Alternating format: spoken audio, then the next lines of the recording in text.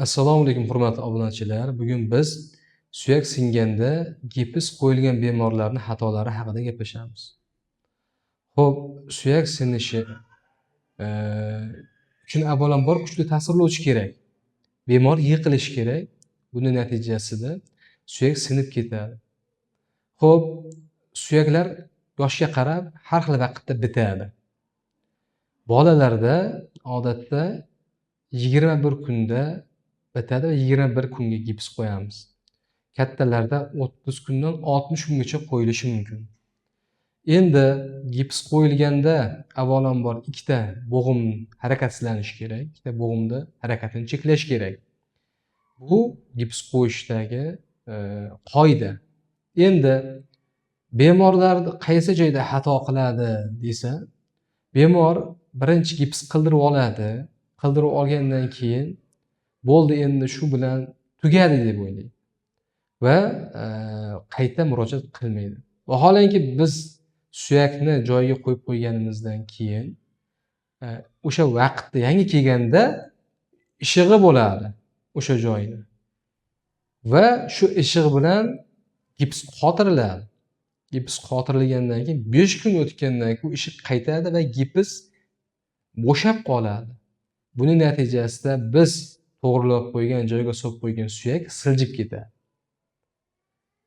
Va buning natijasida suyak qiyshiq bitadi.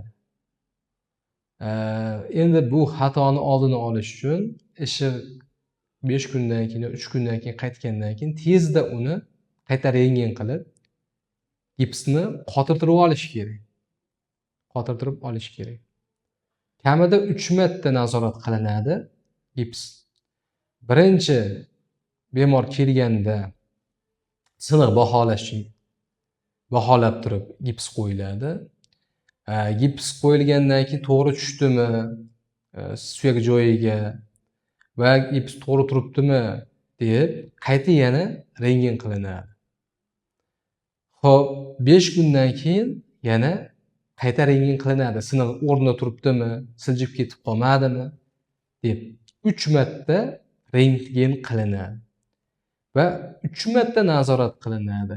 Kamida 4-nazorat esa suyak qay tarzda bityapti.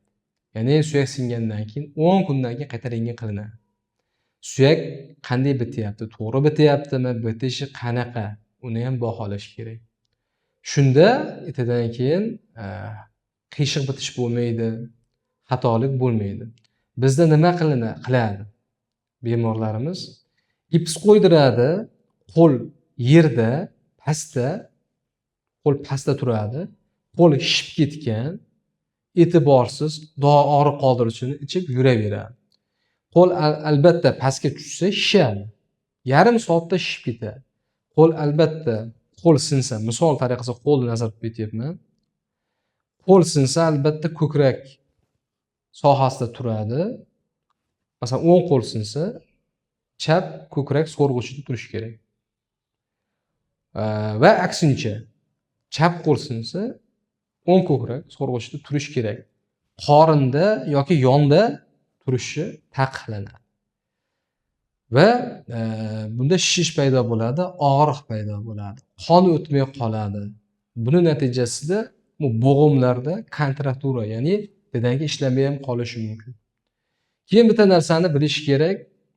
Siniqlarda gips qo'yilgandan keyin shishadi, ya'ni qayta shishib, qisib qolsa, dori og'riq qoldiruvchi ichmang.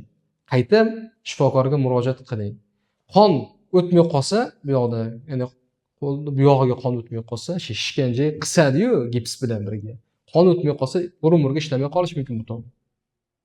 Shuning uchun sizni qisib qolyaptimi, og'riq bo'lyaptimi, bu gipsni qilinmagan tomondan uy sharoitini kengaytirib qo'yish mumkin. Gips odatda bu tomonga qo'yiladi. Qo'lda misol aytyapman. Bu tomonga qo'yiladi. Bu tomon gipslanmaydi bir tomon. Bunga sabab bu tomonga ishig'i chiqib olsin, qo'lda qisib qo'ymasin degan maqsadda bir tomonlama qo'yiladi. Gipslangeta deyiladi. Endi siz uy sharoitida kengaytirish uchun yumshoq tomonida, ya'ni bu tomonida kengaytirib qo'yishingiz mumkin. Bunda yengillik bo'ladi va ertasi kuni qayta shifokorga murojaat qiling. Siniq joyidan siljib ketmadimi, yo'qmi bilish uchun. Avvalambor suyaklar sinmasin. Mabodo agar sinsa, shu qoidalarga rioya qiling. E'tiboringiz uchun rahmat.